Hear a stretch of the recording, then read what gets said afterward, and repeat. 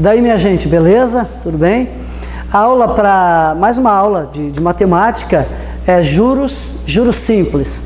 Também muito cobrado em concurso público, é um assunto relativamente simples, mas você vai ter que se familiarizar com algumas palavrinhas, um pequeno glossário, 5 palavras: capital, taxa, juro, montante e tempo, enfim, mas é relativamente simples, ok? Uma aula bastante interessante, vamos ter que fazer bastantes contas, cálculo sempre faz parte, né, especialmente da matemática, ok, minha gente? Estamos juntos.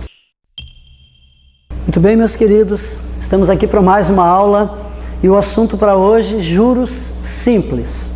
Muito bem.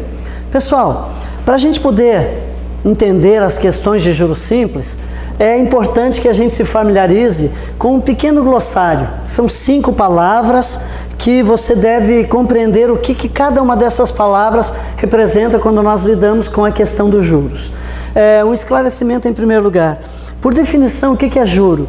Juro é um valor, é uma remuneração que se paga a outrem por um valor que ficou disponibilizado àquela pessoa ou jurídica, ou pessoa física ou jurídica, não é? Durante algum tempo. Então, por exemplo, numa questão assim, eu tenho um dinheiro e eu quero investir, eu vou até lá no banco, eu vou fazer então uma aplicação, um investimento de um valor que é meu. Naturalmente que o banco vai me remunerar, por quê? Porque ao longo de um determinado tempo ele vai utilizar-me do meu dinheiro para os seus negócios. Então nada mais justo que ele me remunere. Essa remuneração é o quê? É o juro. Ou seja, é aquele valor que se paga a outrem pela disponibilização de um valor monetário. Muito bem. Numa situação contrária, eu estou precisando de dinheiro.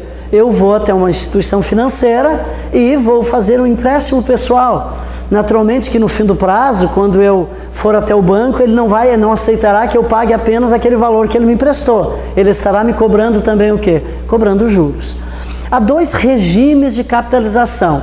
Nós temos 2 tipos de juros. Temos os juros simples e os juros compostos. O que nós vamos abordar hoje é o juros simples.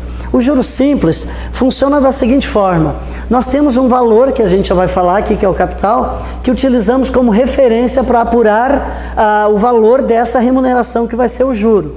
E aí, sempre sobre aquele mesmo valor. Diferente do juro composto, no juro composto é o que a gente chama de juro sobre juro, não é? Nós temos um valor no mês, aí gera juros, acrescenta, no próximo mês eu vou ter uma incidência da taxa de juros sobre aquele valor já incorporado.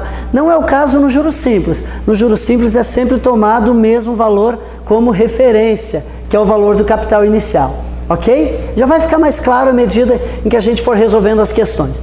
As palavras que você precisa se familiarizar é o capital, representado pela letra C maiúsculo normalmente. As palavras que remetem a capital: investimento, aplicação, não é? Numa situação contrária, eu fiz um empréstimo, pode ser empréstimo, pode ser a palavra financiamento também. Tudo isso remete a capital. O capital é o valor de referência, aquele é o valor sobre o qual será apurada, de acordo com a taxa de juros, vai ser apurado o valor dos juros. O segundo elemento, gente, que é a taxa de juro, é um valor em porcentagem, valor percentual. Então, se eu faço um investimento, é importante eu ter em mente que esse investimento ele será da ordem, vamos supor, de 2%.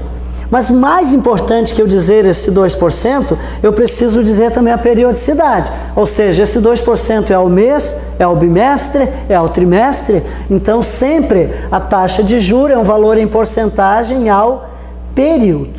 Isso é uma coisa muito importante. O tempo, ou o prazo, é o tempo em que aquele valor ficou à disposição de outrem e, portanto, vai ser cobrado juros sobre aquele valor. Gente, há uma diferenciação entre juro e montante. Eu faço um investimento de 10 mil reais, ok? 10 mil reais. Fica um certo tempo lá no banco, eu não mexo nesse dinheiro, e aí quando eu vou sacar, eu observo que eu tenho 11.200 reais. Então, naturalmente que teve uma valorização desse meu dinheiro da ordem de 1.200 reais.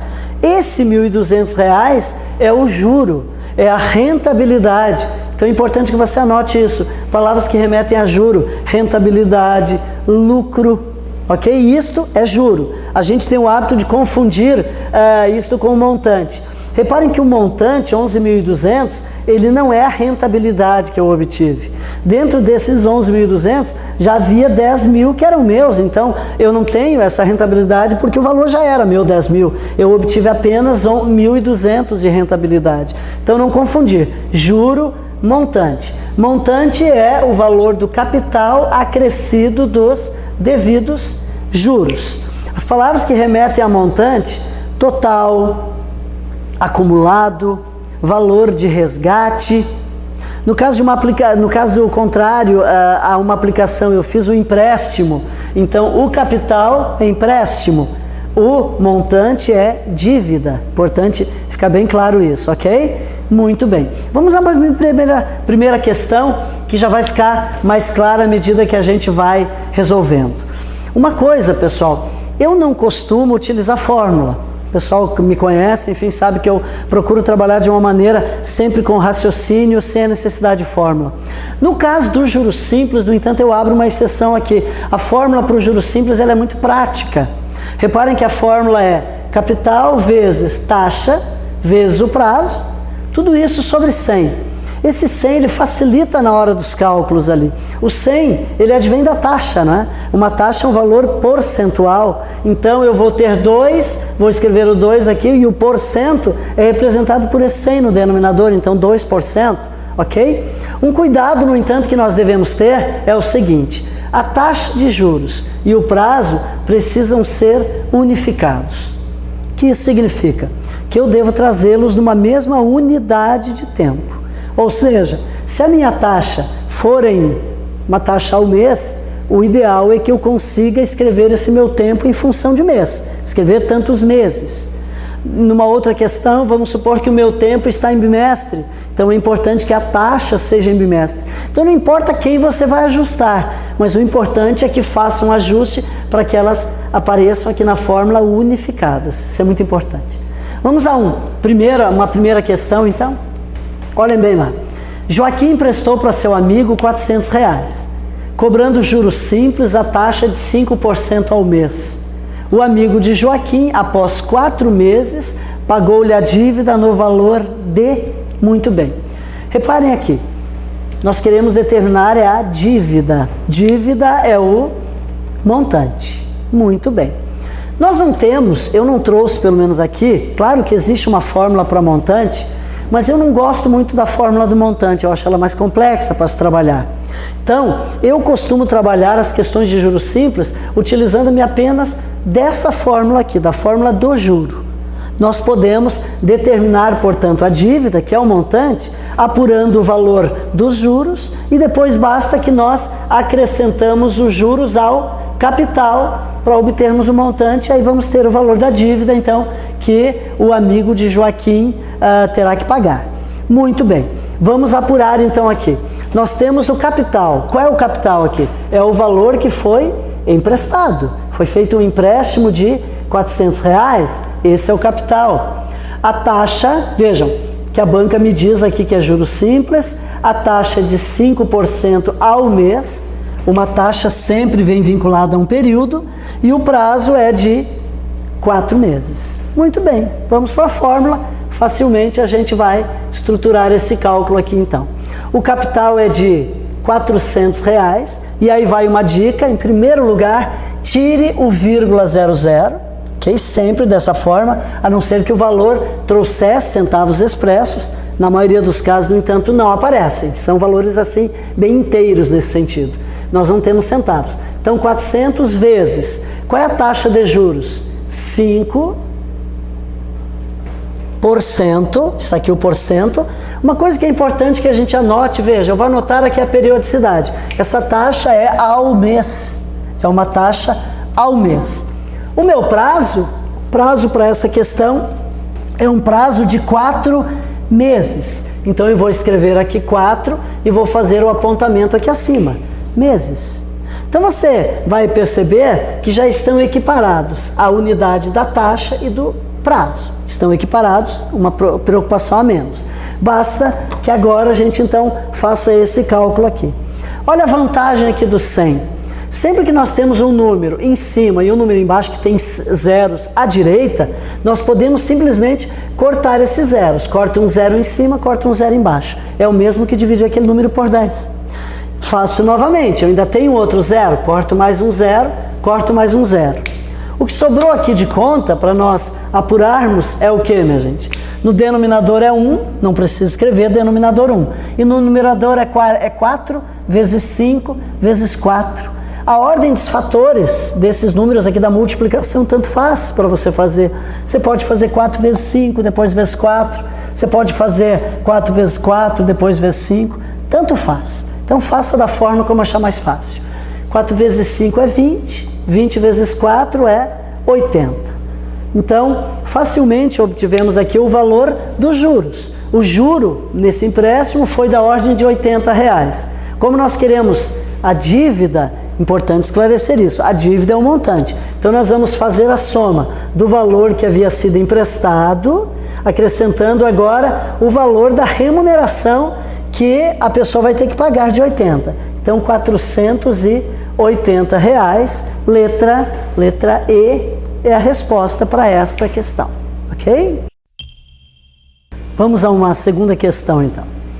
Felipe aplicou 10.500, a taxa de 24%, essa abreviatura AB ao bimestre, ok? Ao bimestre, em juros simples. Quanto Felipe terá para resgate no final de 180 dias? Muito bem, deixa eu só me ajeitar aqui. Muito bem. Nós queremos definir o valor de resgate. O que é resgate, minha gente? Resgate é montante. Novamente, não temos uma fórmula para o montante, mas nós temos a fórmula para os juros. Então vamos apurar o juro e aí basta que nós somamos ao final esse valor dos juros ao valor que ele havia aplicado, esse 10.500. E aí nós teremos o valor do resgate. Muito bem, ok. Então vamos lá. O juro aqui vai ser dado pela fórmula capital. Quanto que é o capital, portanto? 10.500. Aconselho a tirar o vírgula 00. Até mesmo evitar esse ponto que a gente coloca aqui, 10.500, aqui para identificar o 1.000. Porque como nós vamos cortar esses zeros, então esse número vai deixar de ser 10.500. Então aquele pontinho eventualmente poderia confundi-lo. Então a minha sugestão é essa, escreva apenas assim. 10.500 vezes.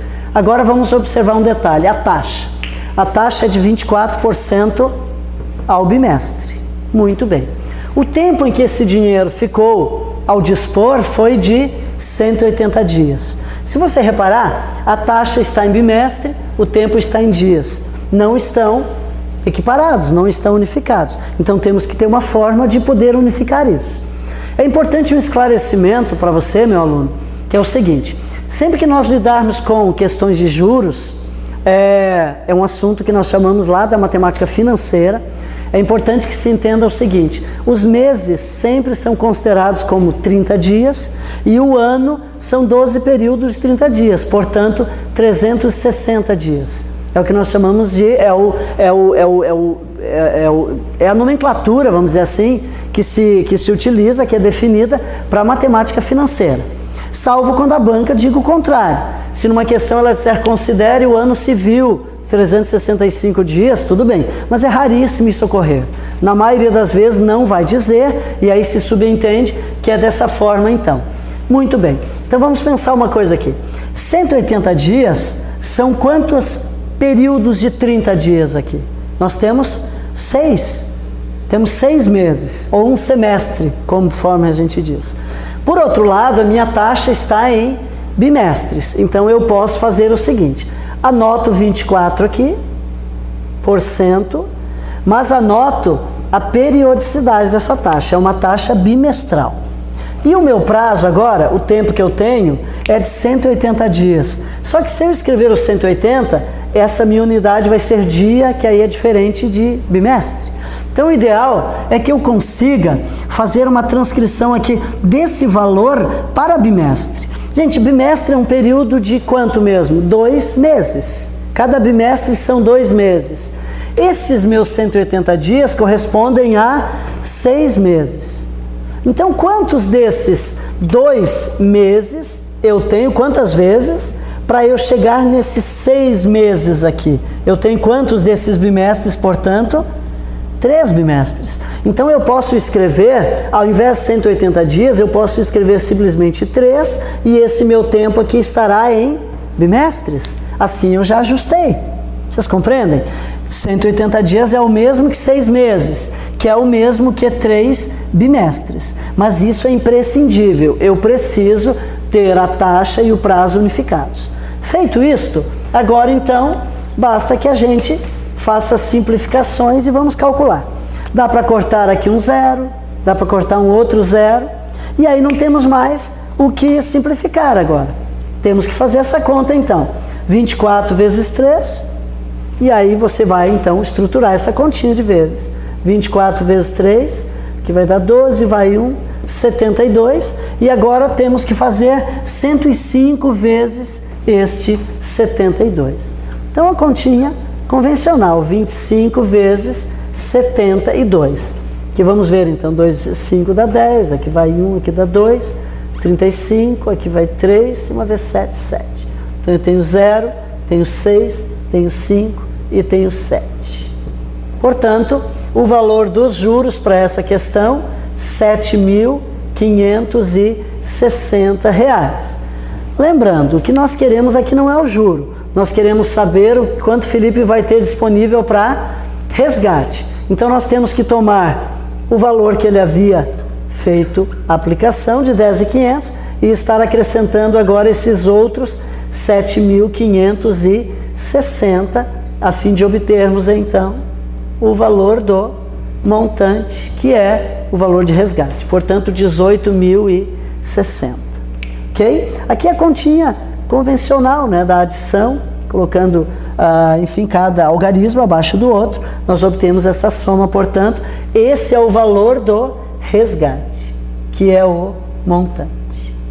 Ok, minha gente? Então, essa questão resolvida também. Vamos lá, então. Questão número 3. Um banco emprestou a juros simples R$ 5.200 a um cliente e recebeu no final de 4 meses o valor de R$ 5.928 como pagamento da dívida. A taxa mensal de juros simples usada foi de... Muito bem. Então vamos aos elementos que nós temos aqui. O valor do empréstimo, 5.200, este é o capital. Muito bem. Nós temos esse 5.928, ele é o valor da dívida. E dívida é montante. Então é importante que a gente entenda isso. A pessoa tomou emprestados 5.200. Na hora, no entanto, que ela foi fazer o pagamento, naturalmente que ela não pagou apenas os 5.200, ela pagou os 5.928. Muito bem. E o tempo, então, foi de 4 meses. Nós queremos saber a taxa mensal. Reparem que a banca mencionou, então, a periodicidade. Ela quer a taxa mensal usada, enfim, nesse empréstimo. Muito bem. Gente, uma coisa importante. Vamos para a fórmula, então, aqui. Nós temos o capital. O capital é de 5.200. Não bote pontinho para não confundir. Nós queremos definir a taxa. Então, reparem que para essa questão, o que eu não sei é a taxa. Portanto, é o I. É importante, no entanto, que nós colocamos aqui, mesmo que seja o que a gente quer determinar, mas sobre 100. Por quê? Porque aí no momento que nós formos isolar esse I, esse valor já será um valor em porcentagem. Reparem que as alternativas de resposta são todas valores em porcentagem. Então, é importante, é imprescindível que se tenha esse 100. Se eu trabalhar essa questão sem esse 100, a minha taxa virá numa forma que não é de porcentagem. Eu teria que fazer um ajuste no valor lá. Não daria exatamente essa escrita aqui. Essa escrita inteira, assim, ou 3, ou 3,5, ela só é obtida porque eu dispus esse 100 aqui. Muito bem. Nós temos o prazo, independente de eu saber ou não, é importante a periodicidade. Mais uma vez, ó, a taxa mensal. Então, ainda que eu queira determinar, mas eu tenho que anotar aqui, essa daqui é uma taxa ao mês. O prazo foi de 4 meses. Então, se repararmos, já estão equiparados também, taxa e prazo. Beleza. Quero chamar atenção para um detalhe agora. O outro valor que eu tenho é o 5.928.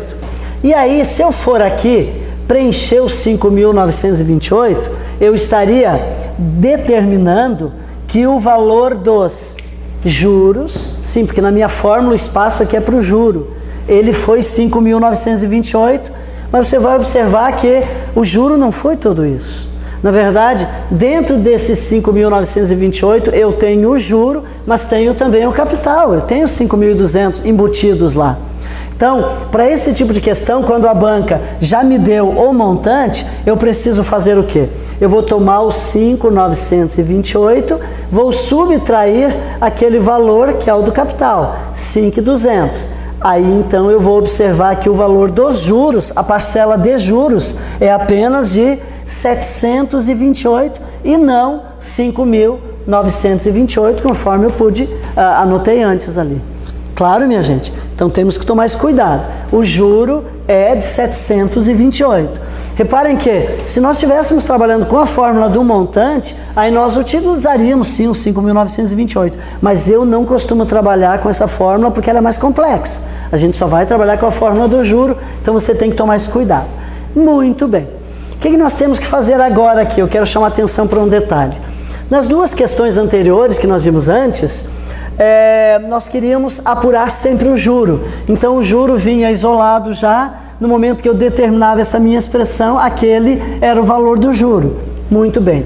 Agora é diferente. Nós queremos apurar a taxa. A taxa é uma variável que está no lado direito da minha igualdade. Então eu vou ter que tomar um pouquinho de cuidado. De qualquer forma, eu posso, antes de qualquer coisa, simplificar esses números aqui. Eu tenho aqui o 100 que dá para cortar um zero, corta um zero, corta um outro zero. Lembrando que cada zero que a gente corta é como se nós tivéssemos, na verdade, estamos dividindo ambos os números por 10. E aí vamos tirando os zeros. Muito bem. Então nós temos agora 1 no denominador e aqui no numerador 52 e o 4 ali. Muito bem, e queremos isolar o i. É importante que você compreenda uma coisa agora aqui. Atentem comigo aqui, por favor. Se eu tivesse essa expressão aqui, reparem lá, por favor.